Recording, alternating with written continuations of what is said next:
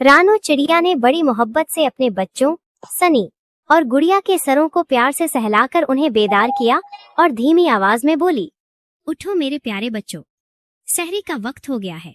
देखो आज आसमान पर सितारे कितने चमक रहे हैं, जैसे वो भी हमारे साथ सहरी में शरीक हों।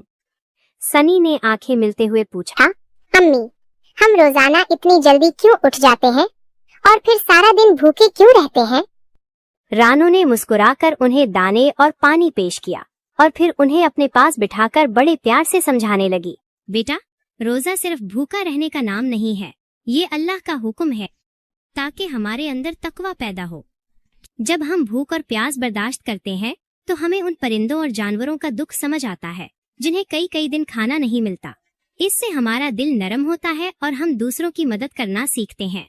गुड़िया ने बड़े गौर से सुनते हुए पूछा, लेकिन अम्मी, क्या भूखा रहने से हम कमजोर नहीं हो जाएंगे?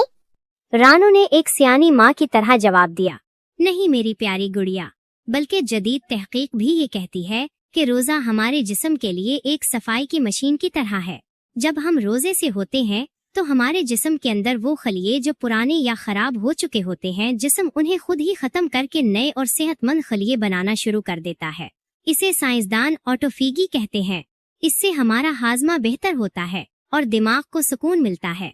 सारा दिन रानो, सनी और गुड़िया ने बड़े सब्र से गुजारा। इफ्तार के वक्त जब सूरज ढलने लगा, रानो ने दस्तरखान पर चंद ताज़ा बेर और ठंडा पानी रखा। जैसे ही इफ्तार का वक्त हुआ, रानो ने दुआ मांगी, या अल्लाह, हमारी इस छोटी सी कोशिश को कबूल फरमा। पानी का पहला घूंट पीते ही सनी खुश होकर बोला, अम्मी, सच में रोजे के बाद इस पानी का मजा ही कुछ और है। अब मुझे समझ आया कि सब्र का फल कितना मीठा होता है। रानो ने अपने दोनों बच्चों को सीने से लगा लिया।